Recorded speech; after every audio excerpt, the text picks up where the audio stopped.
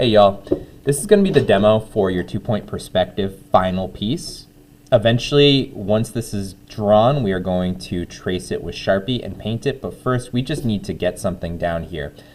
We are going to be drawing 3 boxes in perspective, and we are going to turn each one of those boxes into a different object. So the first thing that happens with any 2-point perspective piece is you always need to start off with a horizon line. This horizon line is going to have parts of it erased at a different point, so think of it more as a guideline. So that means when you are putting it in here, you are pressing down very, very lightly. You are not overdoing it at all. You are going to be erasing part of this line. You want that line going horizontally, left to right. Next, what you're going to do is you're going to put a vanishing point on either end of that line. These vanishing points are going to be points that we refer back to very, very often while we're working on this together. So we have a point way over here on the left and a point way over here on the right. Next, once we have our horizon line, we have 2 vanishing points a la 2-point perspective. You are going to start up your first box. We are going to start by putting one in this bottom left-hand corner here. And so what that's going to look like is you're going to take your ruler and you're going to draw a vertical line straight up and down, right there, or about right there. If you put it too close to the horizon line, you're not going to see the top of the box very well, so you want to make sure it's low enough. And if you put it too close to this vanishing point, we're not going to see the left side of it. So you want to make sure that it's not too close to this line and it's not too close to this point. Next, once we have our horizon line and our vertical line, we are going to start the process of constructing this box. And what that's going to look like is I'm going to take my ruler and I'm going to match it exactly with the vanishing point on this side, and I'm going to draw a very, very light line, extremely light.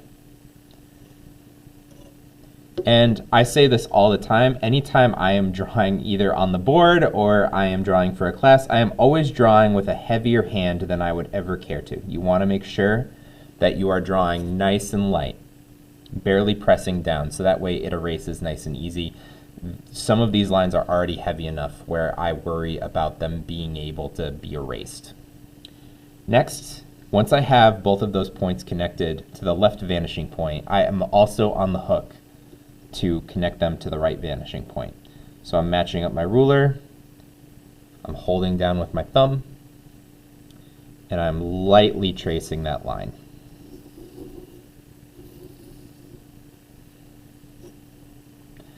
And we're going to do the same thing with this guy down here.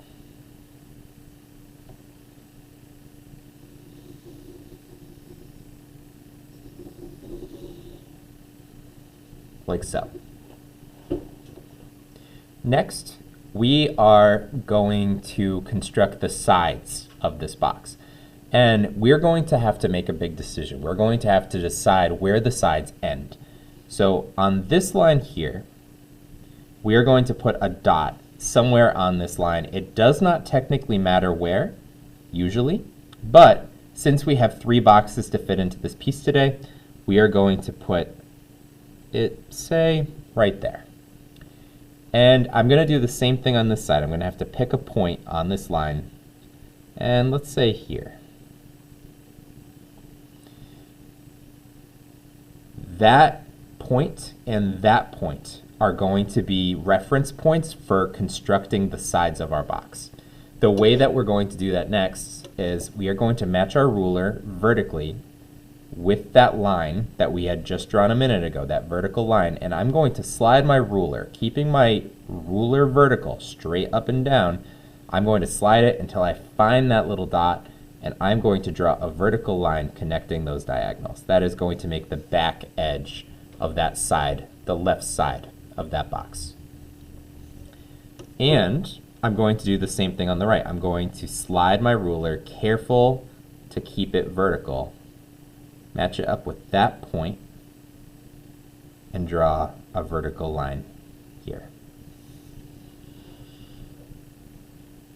And now we have something that feels almost like an open book on one side. We still need to construct the back edge of this box, and this is where I can't tell you why. This is where students get tripped up all the time. I don't want you to get tripped up too, so we're going to be very, very diligent about this. This point over here on the left, I'm going to put a little circle around it. If you want to, you can as well. Just make sure you keep it light. And this point way over here, this vanishing point, you are going to circle that one too. We are going to match our ruler up so that it connects both of those points. And you are going to put a nice light line connecting them.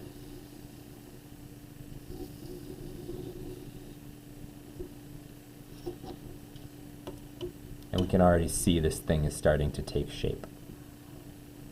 Next, what we're going to do is you're going to match up the other 2 points. If it helps you to put a square around them, if it helps you identify that those are the 2 that need to be connected, you can. I put little squares around each one. I'm going to match up my ruler, make sure it's touching both of those points, which it is, and I'm going to lightly draw in that line.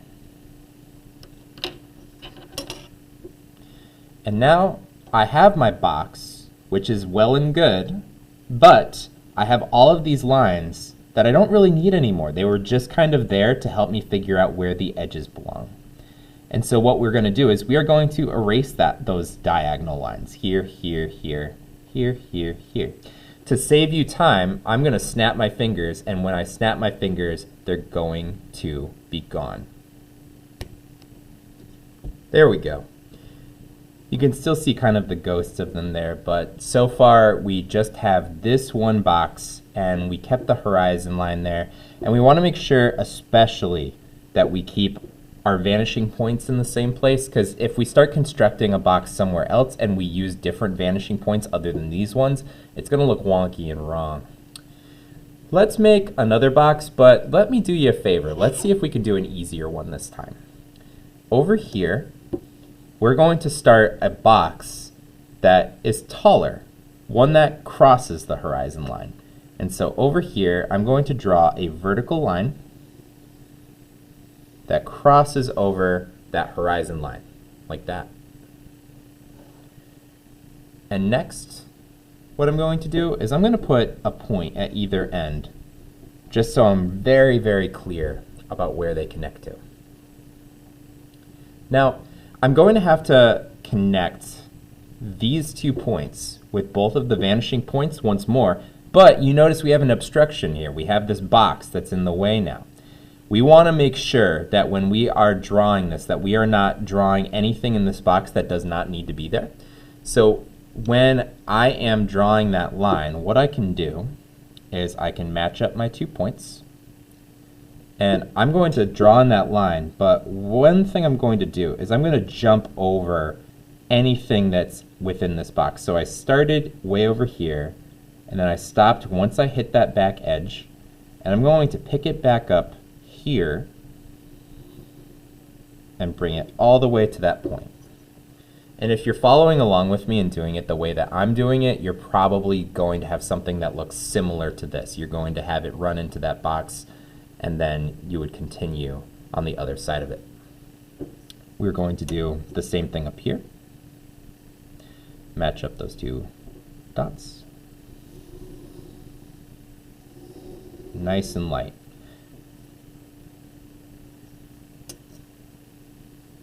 I explain to students all the time that I trick people into thinking that I don't make mistakes in my art. And usually it's because 1, I'm either covering them up, or 2, I am drawing so lightly that I am able to erase the mistakes when I make them, because I make mistakes very, very frequently, very, very often. And I have these 2 points here. I'm going to match up my ruler and draw that line in. Super light. So now I have this big kind of kite shape happening here, and we need to determine where the sides of it are once more. And so you're going to set your ruler somewhere here to decide how wide you want it to be. If you want it to be like a really long building or something like that, you could make it all the way down here. But for me, I'm thinking I want room for all three of my buildings, so I'm probably going to put it right here. My ruler is vertical, straight up and down. And I'm going to add in a line like that. We have this face of the building, but currently this one is going into infinity, and we need to determine where the last edge of that one is too. So I'm going to do the same thing. I'm going to keep my ruler vertical. It goes the same way as that line. I'm going to pick a spot somewhere along here, and I'm going to draw that line in. Straight up and down, vertical. And you'll notice this is the first time that the horizon line, where the sky meets the ground, this is the first time where it's going through the building. And we don't want this to be a glass building. We want to make it look like this is opaque and in front of the horizon.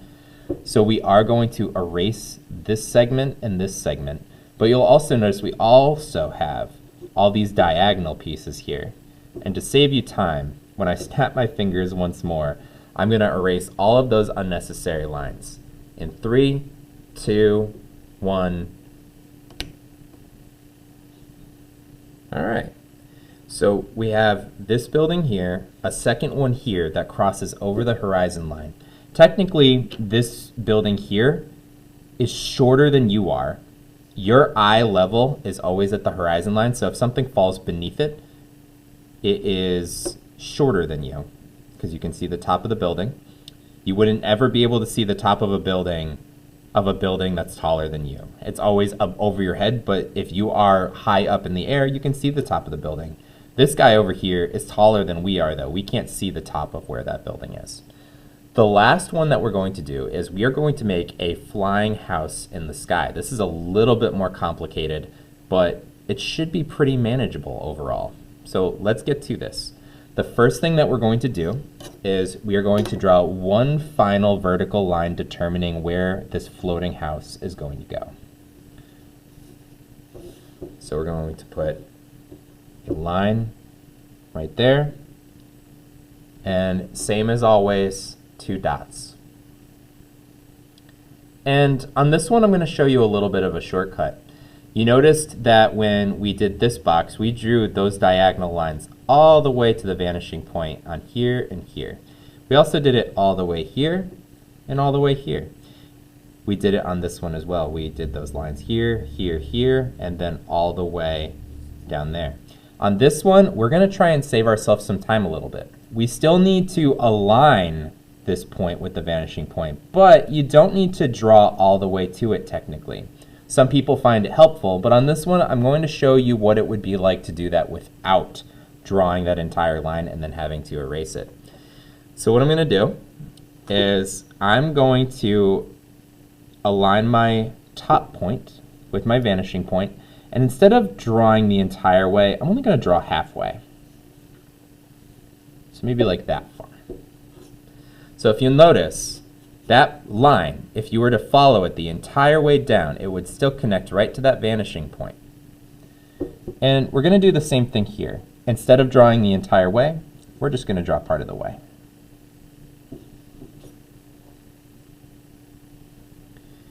We're going to do the same thing on this side too. We're going to draw just maybe, a couple inches. But we're going to make sure that those vanishing points are matched up with my ruler, which they are. And I'm going to draw a line that goes a little ways down this way. And I'm going to do the same thing here.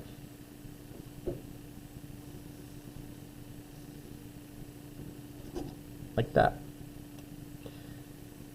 And what we're going to do is, similar to these ones, we have to define where the edges of these buildings are. You are going to be tempted to make one at an angle, but you are going to make absolutely sure wherever you draw the end of those buildings, it is a vertical line, straight up and down, like that. We're going to do the same thing on the other side. And sometimes it helps me to just slide my ruler, keeping it the same direction, and then putting that line in. So now we have almost a floating box type shape.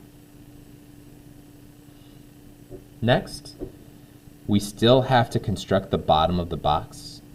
So you're going to put a little point here and a little point here. There and there. We are going to be connecting this left point to this vanishing point and this one here. But the same as the ones we did earlier, we don't have to draw them all the way. You only need to draw them far enough. So when I align my ruler with those points, I'm only going to draw part of the way here. And I'm going to do the same thing over here. I'm going to align this point with the right vanishing point. And I'm only going to draw as far as it needs to go until it meets that line. So literally, I made this entire box without drawing a single line going to the vanishing point. It requires a little bit more thought, and you can't be lazy with it, but it does kind of save you from having any of those line ghosting things that happen anytime you erase a line when you drew too heavy. Next, we are going to make this into a house, and what we need to do to make this look more like a house is to add a pitched roof. And what that's going to look like is it's going to need to come to a point up here.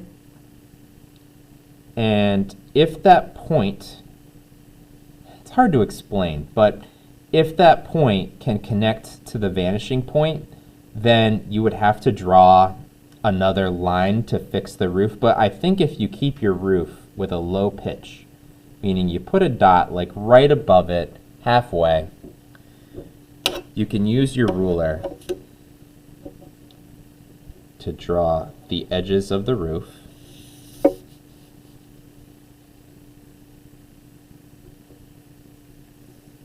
Like that. And now we have a floating house in the sky, and we can also get rid of this little line here. So now we have a floating house in the sky and two buildings. What these are going to turn into are different objects or items that don't necessarily belong together. We're going after surrealism, something that feels dreamlike, something that feels weird or uncanny. In a second, I'm going to snap my fingers, and it's going to add a bunch of detail to all of these things that I've already drawn. You do not, and I'm going to be very clear, you do not have to do what I am about to do here. However, these buildings need detail. When I am grading your work, I am going to be looking for detail in these pieces that help make it look more interesting. Because right now, it looks cool and it looks 3D, but it does not look interesting. When I snap my fingers one more time, it's going to add all of the detail to these pieces. In 3, 2, 1, like that. And you'll notice I added a ton of really, really weird details here. I turned this one into a die, like from a pair of dice. This one I kind of kept a little bit more normal. I turned it into a house, and I wasn't sure what to do with this one, so I kind of turned it into this like vertical fish tank that has water that is super turbulent, like the ocean for some reason. Again, we're going for dreamlike. It doesn't make sense. It shouldn't make sense. If you are making a surrealist picture, you are purposefully adding details that do not make sense. Something that makes it feel weird and dreamy and off and odd and uncanny. I also added like a little lamp down here. The little details like that, all of those little things add up and they make a picture more interesting. So in addition to drawing these 3 boxes, you are on the hook for adding things to make your piece more interesting. Aside from that, I just want to bear in mind, you are being graded on this assignment. I expect all of us to do our best and to really give it 100%, even though it is a little bit challenging. Doing this is difficult. It took me a long, long time to fully wrap my head around 2-point perspective. And if you practice it enough, it becomes something that you don't even need to think about. But for now, Just make sure that you're adding details, that you're taking your time, that you're not drawing too heavy, and hopefully by the end of a class or two, you will have something that looks something like this. Drawn in perspective, three-dimensional looking, and most importantly, interesting. Thanks. Bye, guys.